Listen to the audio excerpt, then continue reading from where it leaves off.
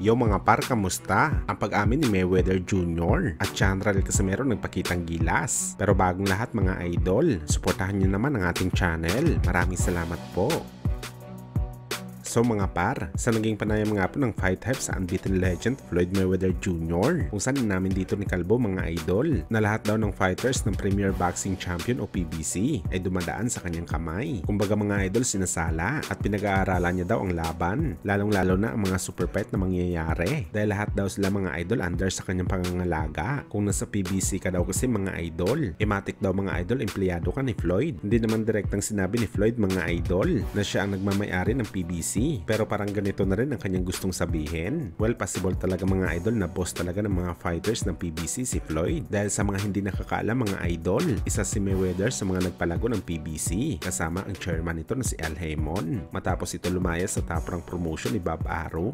Kaya ibig sabihin nito mga idol, naging empleyado talaga ni Mayweather ang kanyang karibal na si Manny Pacquiao. Kung siya talaga ang boss ng PBC. Bagamat dahil dito mga idol, maraming mga boxing fans ang nagdududa kung talagang na-cancel ang laban ni Pacquiao at Spence sa rason na nagka-injury ang unified champion, o baka si Floyd ang nasa likod ng lahat ng to kung bakit hindi natuloy ang laban dati ni Pacquiao at Spence. Well, kung tayong tatanungin mga idol, malamang tunay talaga na nagka-injury si Spence at walang halong politika doon. Wala kasi tayong tiwala sa mga sinabi ni Floyd na siya ang nagdadala ng mga laban ng PBC. Talagang wala siyang kinalaman sa mga big fights ng PBC. Sinabi kasi ni Floyd sa kanyang isang interview mga idol na kung siya daw ang humahawak kay Spence, hindi niya daw ito papayagan na lumaban kay Crawford sa 147 pounds. Dapat daw sa middleweight division na si Spence. So kung boss talaga si Floyd ng PBC, sana pinatayin na nito ang laban ni Crawford at Spence sa una pa lang. Nagpapahiwatig lang talaga ito mga idol na si Al Haymon pa rin ang boss at gumagawa ng big fights ng PBC.